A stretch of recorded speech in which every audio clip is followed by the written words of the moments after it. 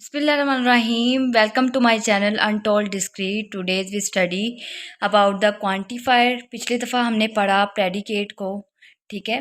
Predicate की previous video में हमने डिटेल पढ़ी कि जिस प्रेडिकेट किसको कहते हैं। प्रेडिकेट ऐसी एक्सप्रेशन जिसमें वेरिएबल इन्वॉल्व हों, ऐसी एक्सप्रेशन को हम लोग क्या कहते हैं जी, प्रेडिकेट कहते हैं। अब उन प्रेडिकेट में एक्सटेंट दे दी जाए, उसको एक लिमिट दे दी जाए कि उस एक्सटेंट के दरमियान, एक्सटेंट का मतलब होता है ब्रैकेट में कोई लिमिट का मिल जाना, ठीक है। अब उस लिमिट के दरमियान की तमाम वैल्यूज़ आप क्या करो कि उन वेरिएबल्स में पुट कर सको, ठीक है।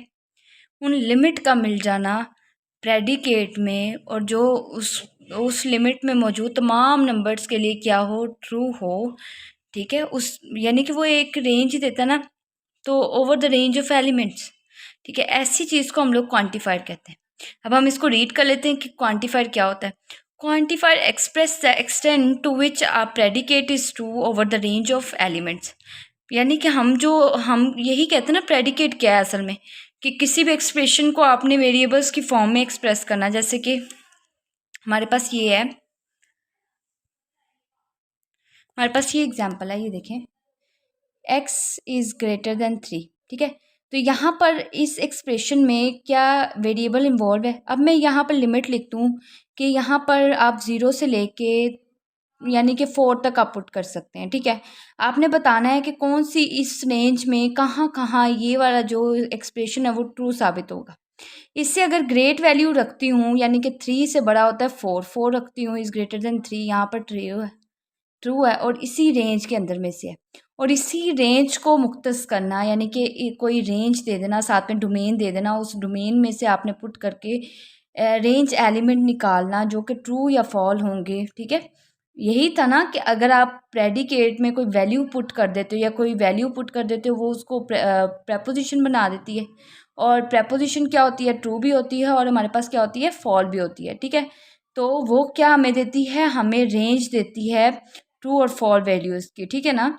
आंसर्स की रेंज देती है। इसका मतलब क्या हुआ, जो हम लिमिट लेते हैं, ये देखो, ये जो एक्सटेंट लेते हैं हम लोग, इसी को एक्सटेंट कहते हैं, जो हम लोग आसान लफ्ज़ों में कहते हैं लिमिट ले लेना, ठीक है। जब डिस्क्रीट मैथ में हम लोग इसको प्रेडिकेट के अंदर स्टडी करते हैं तो हम लोग क्या कहते हैं कि ये हमारे पास क्या है जी, क्वान्टिफायर है हमारे पास, सही है।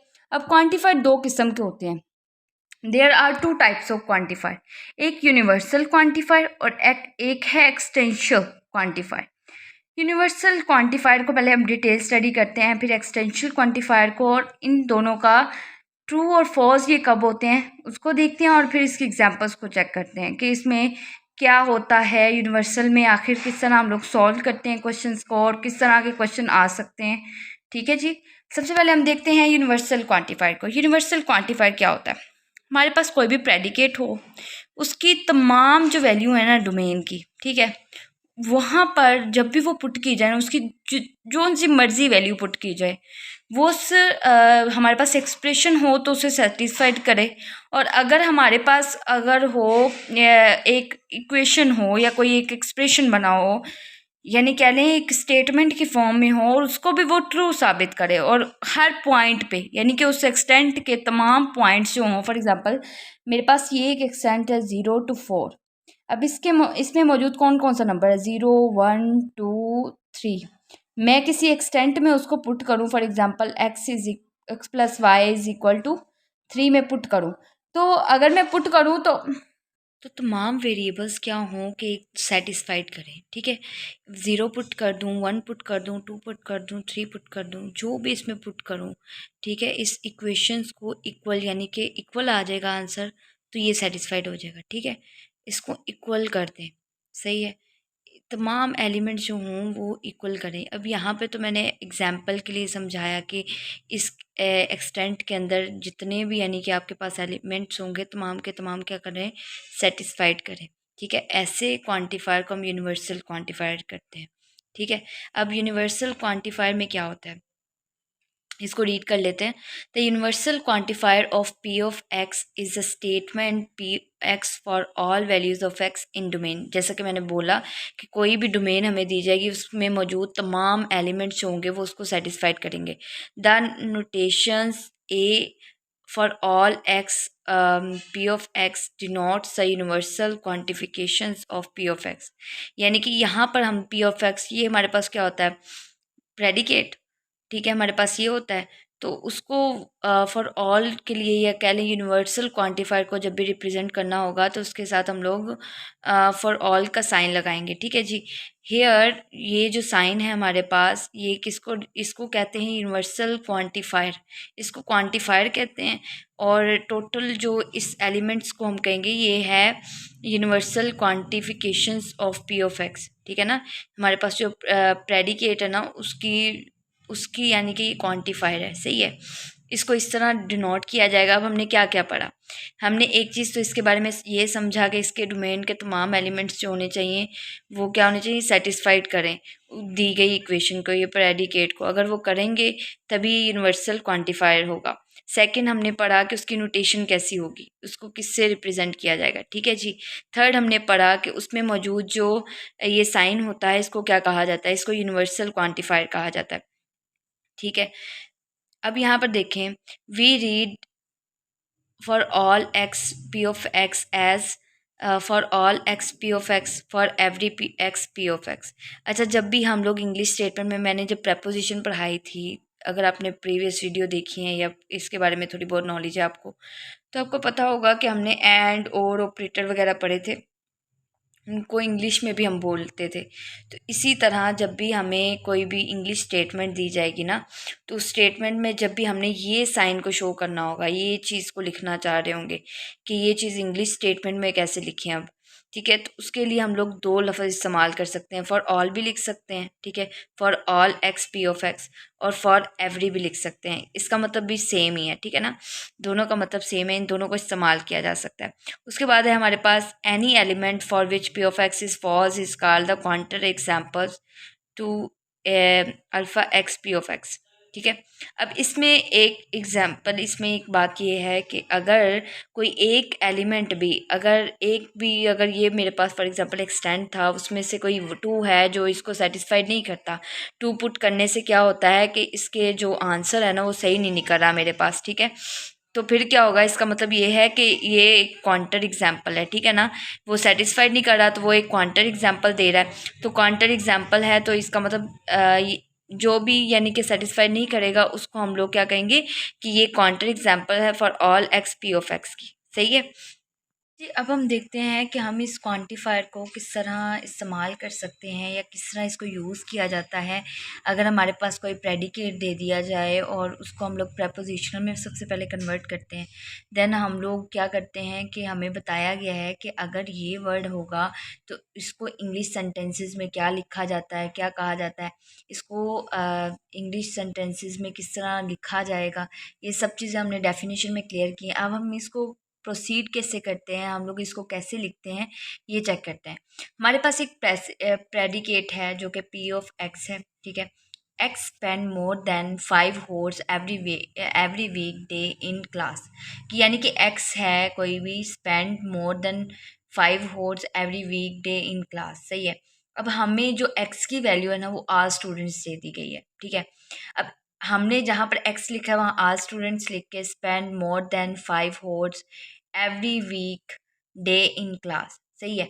इसको एक हमने जो हमारे पास होती है प्रेपोजिशन में इसको हमने कर लिया है कन्वर्ट, ठीक है। अब हमने क्या करना है, अब हम चाहते हैं कि इसको बनाएं एक यूनिवर्सल प्रेडिकेट, ठीक है, predication universal quantifier of the P of X, ठीक है। अब पी ऑफ एक्स हमारे पास क्या था, all students spend more than 5 hours every day in the class, सही है। कुछ ये था हमारे पास, प्रेडिकेट ये है। अब मैं चाहती हूँ इसको यूज़ करूँ, ठीक है। अब मेरी मर्ज़ी है, मुझे दो वर्ड समझ आए हैं डेफिनेशन से, मैं इसके लिए फॉर ऑल भी यूज़ कर सकती हूँ और मैं इसके लिए एवरी भी यूज़ कर सकती हूँ, ठीक है। ऑल उन लोगों ने ऑलरेडी इसमें इस्तेमाल किया हुआ है, आप चाहो तो इसी को उतार दो तब भी ये करेक्ट होगा। अब लेकिन मैंने थोड़ा सा इसको डिफरेंट करने के लिए एवरी लिखते हैं यहाँ पे, ठीक है। Every student spend more than 5 hours every week day in class, ठीक है। इन केस अगर निगेशन आ जाता है, निगेशन का मतलब होता है नॉट, ठीक है। इसको इंग्लिश में नॉट लिखते हैं। कोई भी चीज़ अगर हो रही है ना तो उसको नेगेटिव लिख देना कि नहीं हो रही, ठीक है। इसको हम कहते हैं प्रेडिकेट या प्रेपोजिशन को नॉट में हमने कन्वर्ट कर दिया, ठीक है। अगर वो हो रही है उसका ऑपोजिट लिख देना, ठीक है। अब हमारे पास ये है एवरी स्टूडेंट तो वही का वही रहेगा, सही है। अब ये चीज़ हमने लिखना है कि नहीं हो रही, does not spend more than 5 hours every week day in class. I hope कि इस पर अब ऑपरेटर लगा के यूनिवर्सल क्वांटिफायर को कैसे लिखा जाएगा आपको इसकी समझ आ गई होगी, ठीक है ना। कि जहाँ पर एक्स लिखा हो, पहले तो आपको उसको प्रेडिकेट में चेंज करने के लिए कोई ना कोई सेंटेंस, यानी कि आपको प्रोनाउन भी चेंज करने के लिए वो खुद देंगे, ठीक है ना, कि आपने प्रेपोजिशन में इसको कैसे कन्वर्ट करना है। अब जब वो प्रेपोजिशन में आप कन्वर्ट कर लोगे, उसके बाद आपने जब देखना है ना कि ये यूनिवर्सल लगा हुआ है और इसको इंग्लिश स्टेटमेंट में लेके आना है, तो आपने क्या करना है, एवरी और फॉर ऑल वर्ड यूज़ करने हैं, यानी कि ऑल और एवरी वर्ड यूज़ कर सकते हैं आप, ठीक है। मैं चाहूँ तो यहाँ पर मैं क्या करूँ कि यहाँ पे मैं ऑल लिख दूँ, ये देखें यहाँ पे ऐसे लिख दूँ ऑल, जैसे कि उन्होंने पहले ही प्रेडिकेट में किया हुआ है वैसे ही लिख दूँ।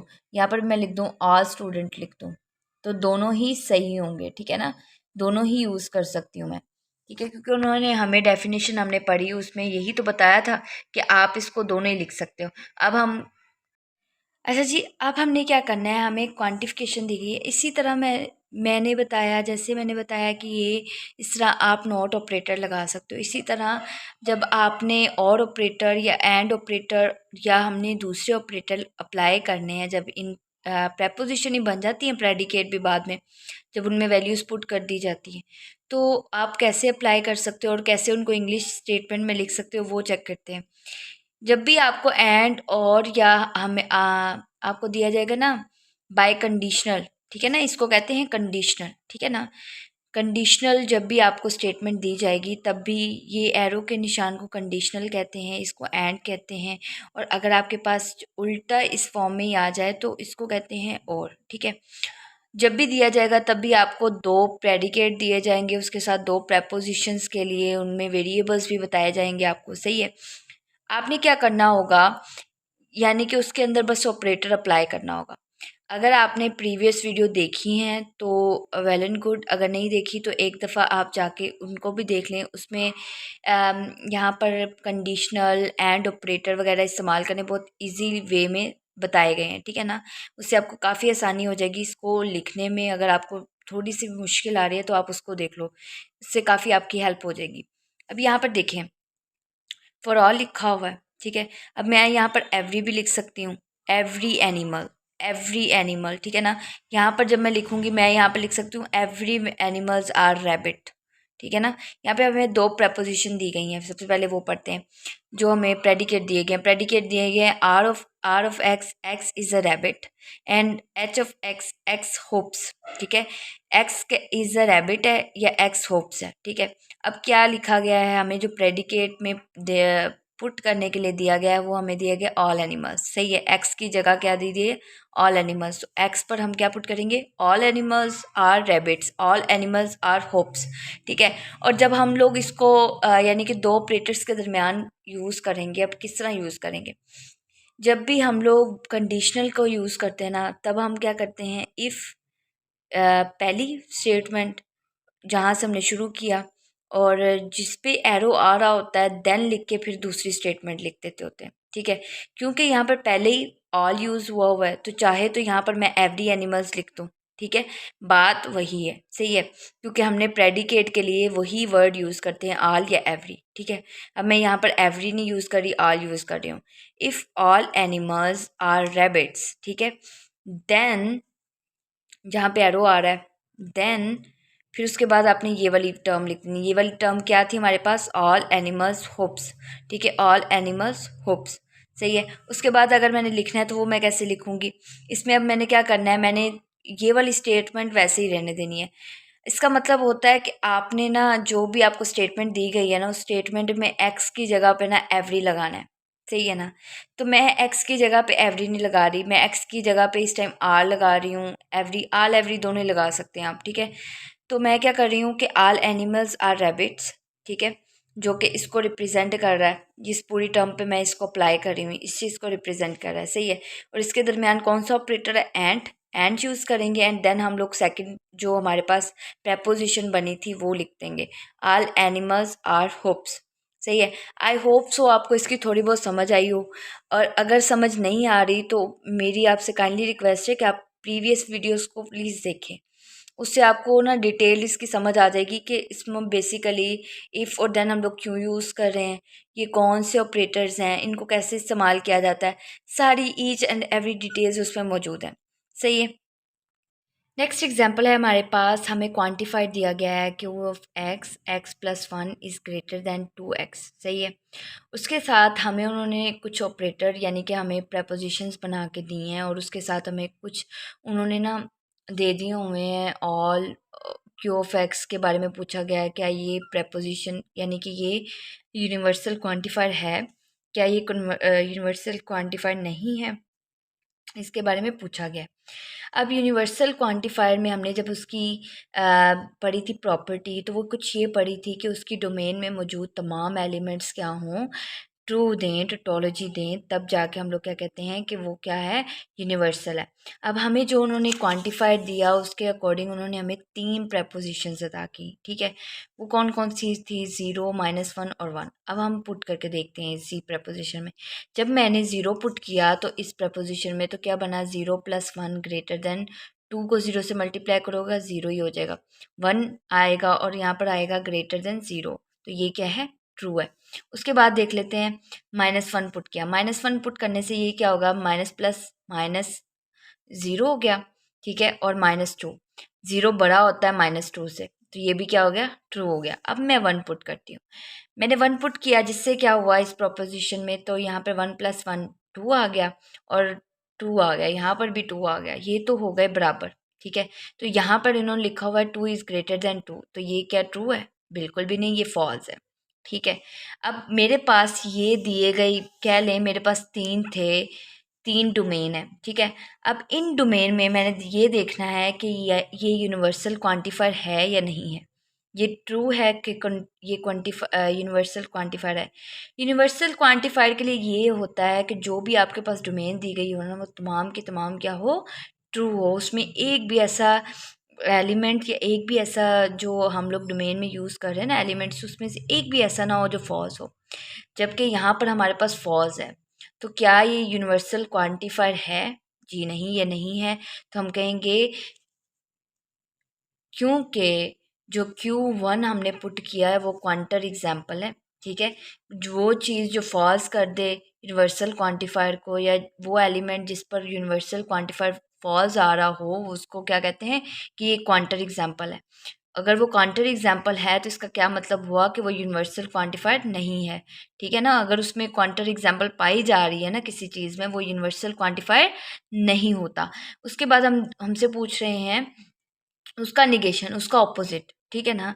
अगर यूनिवर्सल क्वांटिफायर नहीं है, तो अगर उन्होंने कहा कि यूनिवर्सल क्वांटिफायर नहीं है, ठीक है ना, अब वो वही बात कर रहे हैं कि ये स्टेटमेंट जो हमारे पास प्रेडिकेट था, ठीक है, उसमें दिए गए जो हमने प्रपोजिशन पुट की, वो जो सारी थी वो कि यूनिवर्सल क्वांटिफाइड थी, जी नहीं, वो नहीं थी।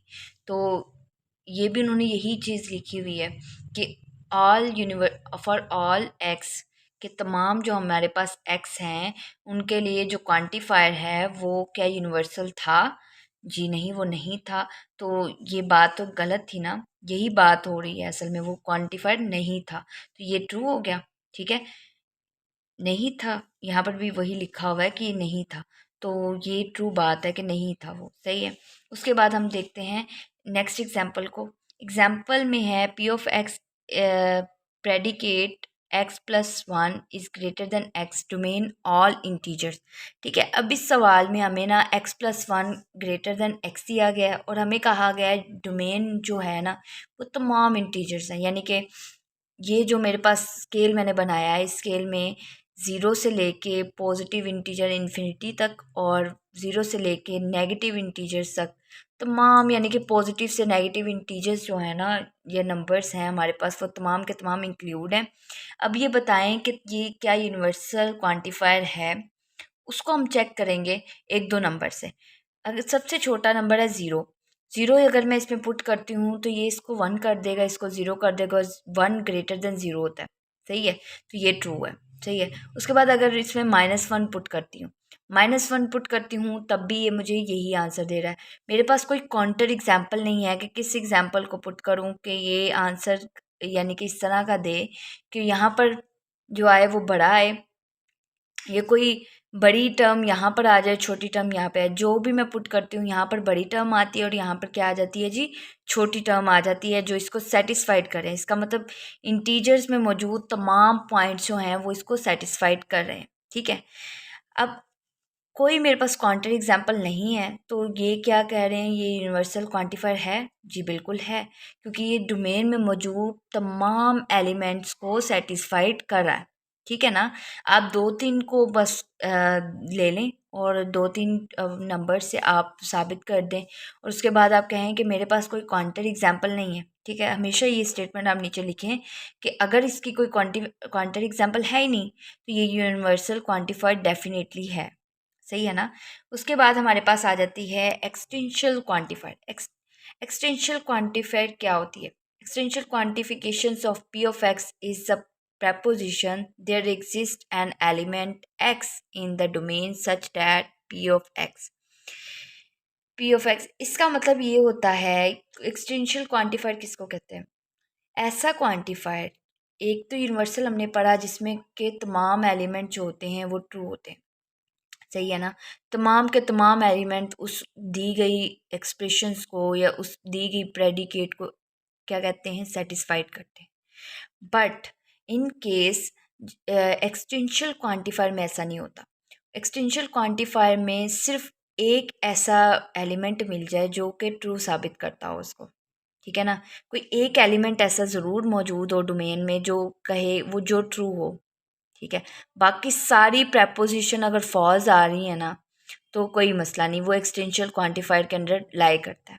बस एक इसकी शर्त यही है कि सिर्फ एक कोई एलिमेंट है, ये देखिए यहाँ पे एन का वर्ड यूज़ किया गया है, an element x in domain such that P of x, कि कोई एक एलिमेंट क्यों ज़रूर ऐसा होना चाहिए जो एग्जिस्ट करता हो या जो कह लें सेटिस्फाइड कर जाए। सिर्फ एक एलिमेंट चाहिए हमें, अगर वो कर गया है और बाकी सारे हमारे पास फॉल्स आ रहे हैं तो इसका मतलब क्या हुआ कि ये एक्सटेंशियल क्वांटिफायर होगा, सही है।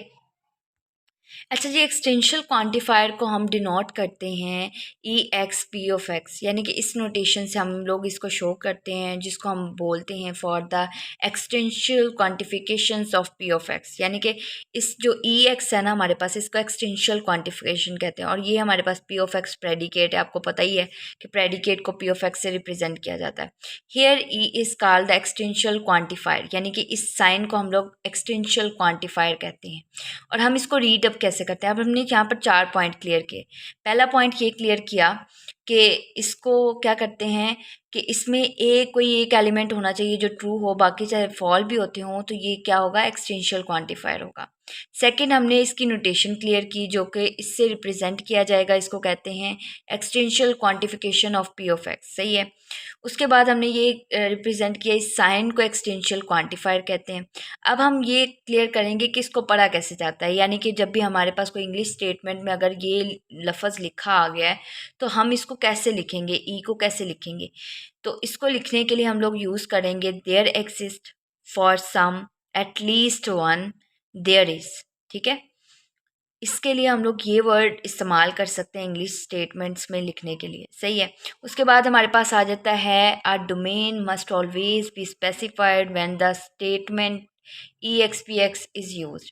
अच्छा, इसके बारे में कहा गया है कि ये जब भी यूज़ की जाएगी ना, ई एक्स, सॉरी मैंने बोला इसको, एक्सटेंशियल क्वांटिफायर जब भी यूज़ किया जाएगा तो हमें डोमेन मुख्तस करके दी जाएगी, हमेशा बताई जाएगी, हमेशा उसको एक्सप्लेन किया जाएगा, हमेशा उसको फिक्स करके बताया जाएगा कि ये भाई डोमेन है। अब इसमें से बताएं कि क्या ये हमारे पास एक्सटेंशियल क्वांटिफायर है या नहीं है, ठीक है ना। हमें मुख्तस करके हमेशा चीज़ बताई जाएगी। आगे हमारे पास translate the quantifications into the English translation. अब हमने क्या करना है कि यानी कि वही काम है जो हमने यूनिवर्सल क्वांटिफिकेशन में किया, बस अब डिफरेंस ये आएगा कि हमने उस स्टेटमेंट में फॉर ऑल के लिए किया था, एवरी वर्ड यूज़ कर रहे थे एक्स की जगह पे, ठीक है। अब हम एक्सटेंशियल के लिए यूज़ कर रहे हैं, तो एक्सटेंशियल के लिए जो वर्ड्स हैं हम लोग उनको एक्स की जगह पे रखेंगे, डेट्स इट। इसमें इंग्लिश में सिर्फ ये करना होता है।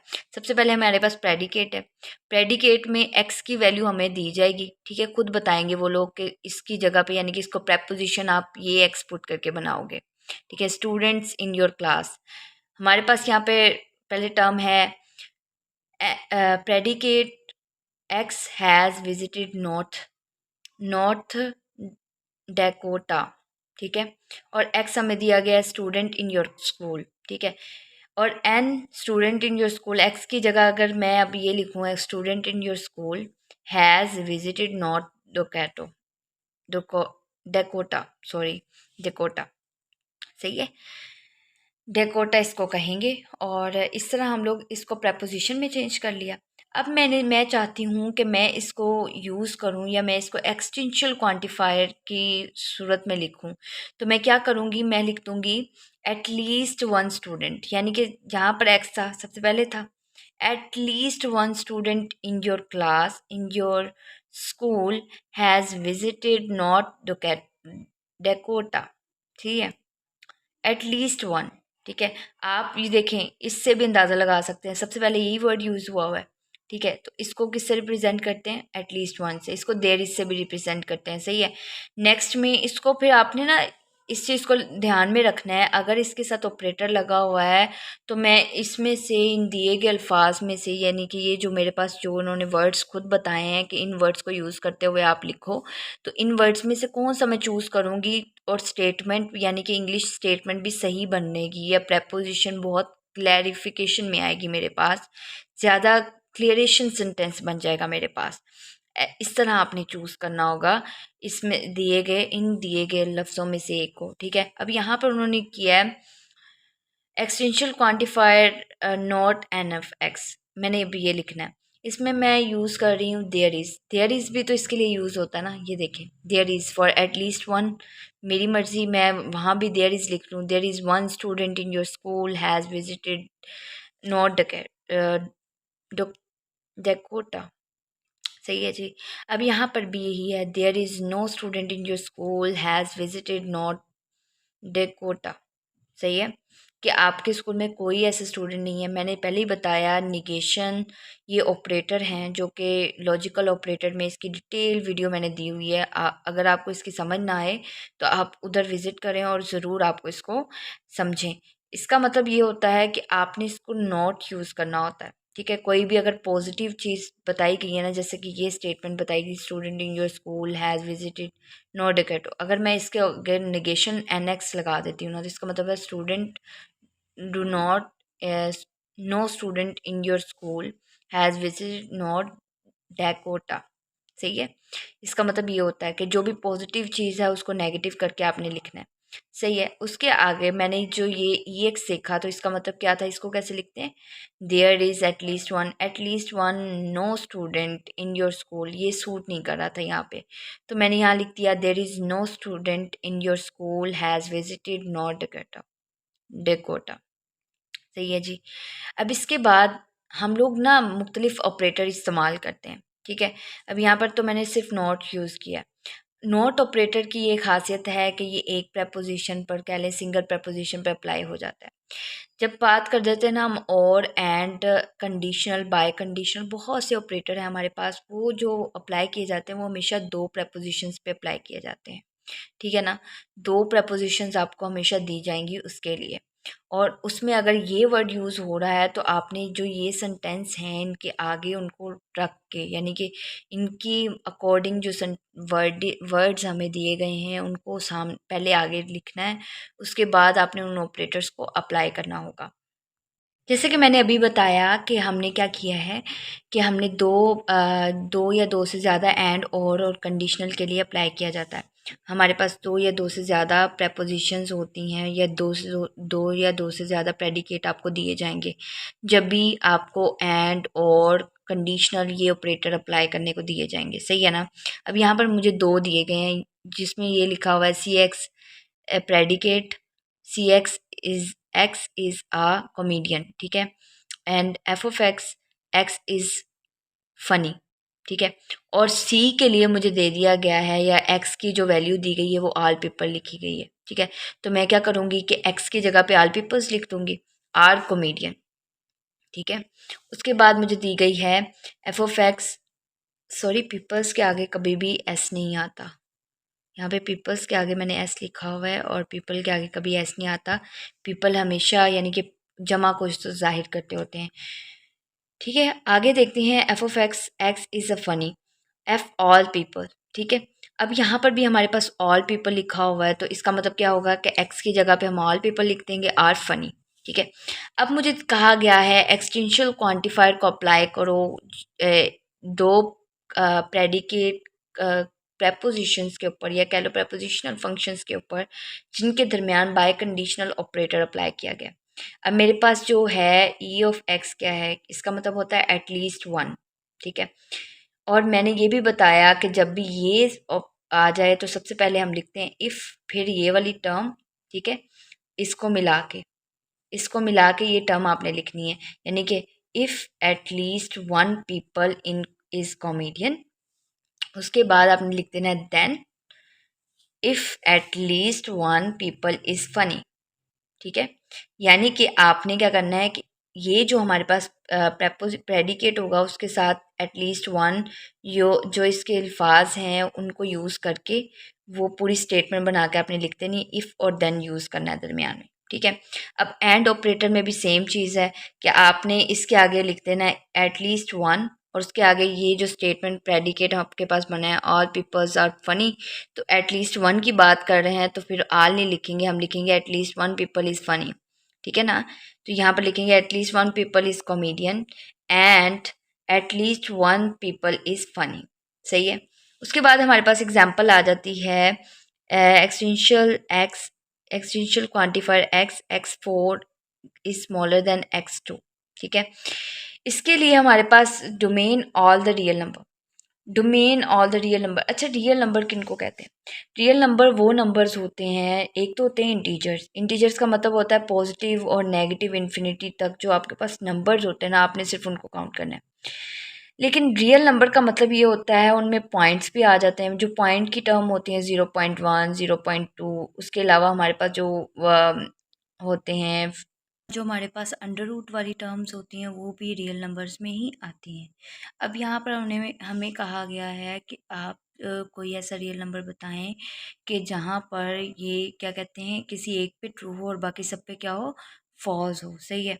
अब हम यहाँ पर कोई भी टर्म पुट करते हैं ना रियल नंबर्स में से, पॉइंट में से भी अगर कुछ उठाते हैं तो वो क्या करता है कि यहाँ पर ज़्यादा टर्म ले आता है, यहाँ पे कम टर्म ले आता है, ठीक है। फॉर एग्जांपल मैंने वन पुट किया एक्स में, ठीक है, रियल नंबर ही है ना, वन भी, वन पुट किया तो वो भी वन इक्वल टू वन आ रहा है।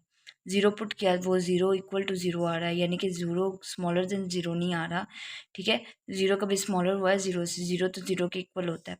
अब टू पुट किया है तो टू पुट करने से 32 आ रहा है जो कि ग्रेटर होता है, और इन्होंने कौन सी लगाई हुई है टर्म, स्मॉलर की, ठीक है, और साथ में लिखा हुआ है फोर, सही है। तो इसका मतलब क्या हुआ कि ये इक्वल नहीं है, ये भी फॉल्स है।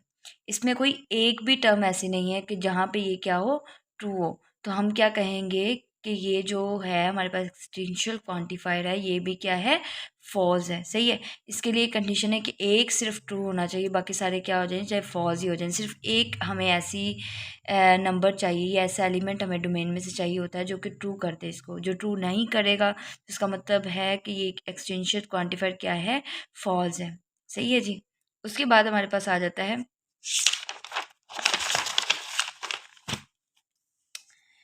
नेक्स्ट एग्जांपल है हमारे पास existential quantifier N square is equal to two, ठीक है, डोमेन ऑल इंटीजर्स। अच्छा, इंटीजर्स में याद रखिएगा अंडर रूट टू नहीं आता, इंटीजर्स में बस ये स्केल के जो नंबर्स होते हैं ना यही सिर्फ आते हैं, उसमें अंडर रूट टू नहीं आता, सही है ना। कि अंडर रूट टू आए तो उसको हम लोग इक्वल कर सकते हैं, अंडर रूट टू लिखोगे तो वो टू के टू इक्वल आ जाएगा, लेकिन अंडर रूट टू नहीं है, बल्कि हमारे पास जो एग्जाम्पल है ना इसकी, अब यहाँ पर हमारे पास नंबर वो हमने लेना है कि जहाँ पर एक पर ये ट्रू हो बाकी सब पे क्या हो, फॉल्स आ जाए। सिर्फ एक हमें एक ऐसा नंबर इन सब में से चाहिए जहाँ पे ये ट्रू साबित हो जाए। अच्छा, मैं सबसे पहले ज़ीरो पुट करती हूँ एन की जगह पे, तो क्या आएगा, zero is not equal to two, ठीक है ना। दूसरा मैं 1 पुट करती हूँ तब भी वो इक्वल टू 2 नहीं है, -1 पुट करती हूँ वो भी इक्वल टू 2 नहीं है। अगर मैं पॉइंट्स में भी वैल्यूज़ पुट करती हूँ ना, उनका स्क्वायर लेती हूँ, वो भी इक्वल टू 2 नहीं आएगा। अगर मैं 2 पुट करती हूँ तो वो 4 हो जाता है, वो भी इक्वल टू 2 नहीं आता। इसका मतलब क्या हुआ कि तमाम ही फॉल्स है। तो इसका मतलब क्या हुआ कि ये क्या नंबर्स होंगे, जो हमारे पास एक्सटेंशियल क्वांटिफायर है उसकी वो कंडीशन फुलफ़िल ही नहीं हो रही। हमारे पास कोई एक नंबर भी ऐसा नहीं है कि जहाँ पर ये ट्रू होता हो। तो एक्सटेंशियल क्वांटिफायर क्या है, यहाँ पे फॉल्स है हमारे। अच्छा जी, हमारे पास यहाँ पे टेबल है जो कि ये शो करता है। देखिए वहाँ से ना मे बी शोन इतनी डिटेल दी गई है, मे बी उसमें कुछ पॉइंट ऐसे होते हैं जो क्लियर ना हुए हों। तो अगर आप इस टेबल को नोट कर लेते हो ना, जिससे भी आपको सही ठीक ठाक समझ आ जाती है कि आखिर यूनिवर्सल और क्वांटिफायर में और एक्सटेंशियल क्वांटिफायर में हमने डोमेन मिल जाए तो हमने क्या करना है, और उसमें ट्रू और फॉल्स कैसे होगा, हमें कैसे पता चलेगा। यूनिवर्सल क्वांटिफायर को हमें ऐसे रिप्रेजेंट करते हैं, इस सिंबल से रिप्रेजेंट करते हैं। अब यूनिवर्सल क्वांटिफायर में आपने ये करना होता है, आपने देखना होता है डोमेन में जितने भी एलिमेंट्स हैं ना, वो तमाम की ट्रुथ वैल्यूज़ क्या आएँ, ट्रू आएँ। ठीक है, यानी कि वो जब वैल्यूज़ में पुट किया जाए, जैसे कि ये हमारे पास इक्वेशन थी, ठीक है, वो इक्वेशन में जब भी पुट किए जाएँ तमाम एलिमेंट्स सेटिस्फाइड करें, ठीक है ना, वो इक्वेशन इक्वल आ जाए, ठीक है, वो सेटिस्फाइड करें हर एक इक्वेशंस पे, कह लो वो सेटिस्फाइड होगी तो इसका मतलब है वो ट्रू है। सेटिस्फाइड का मतलब ये है लेफ्ट हैंड साइड को राइट हैंड साइड के इक्वल ले आना, सही है। और अगर वो तमाम पे सेटिस्फाइड करेगी इसका मतलब है वो तमाम पे ट्रू है। अगर वो तमाम नंबर्स पे ट्रू है और उसकी कोई काउंटर एग्जांपल नहीं है, काउंटर एग्जांपल किसको कहते हैं कि एक भी नंबर पे अगर वो फॉल्स आ जाती है तो उस फॉल्स आने को काउंटर एग्जांपल कहते हैं, ठीक है। उस एलिमेंट को काउंटर एग्जांपल कहते हैं, और अगर वो आ जाए तो क्या होगा, वो यूनिवर्सल क्वांटिफायर फॉल्स होगा, सही है। और एक्सटेंशियल क्वांटिफायर में क्या होता है, एक्सटेंशियल क्वांटिफायर में हमें सिर्फ एटलीस्ट एक एलिमेंट ऐसा चाहिए होता है कि जो कि ट्रू हो, ठीक है। बाकी तमाम एलिमेंट्स क्या होने चाहिए, फॉल्स आ जाएं, कोई मसला नहीं, ठीक है। तो वो एक्सटेंशियल क्वांटिफायर के अंडर लाई करता है। एक्सटेंशियल क्वांटिफायर फॉल्स तब होता है जब तमाम के तमाम, यानी कि एक भी जो वैल्यू हो ना एक्स की डोमेन में वो ट्रू ना हो। जैसे कि ये था, कोई भी ऐसे हमें नंबर मिल ही नहीं रहा था कि जहाँ पे वो इक्वल आ जाएं, ठीक है, तो वो तमाम के तमाम फॉल्स थे, ठीक है। इसमें ये होगा। I hope you understand these all points, and please like, comment and subscribe my channel and share as you can. Thank you so much to watch my video.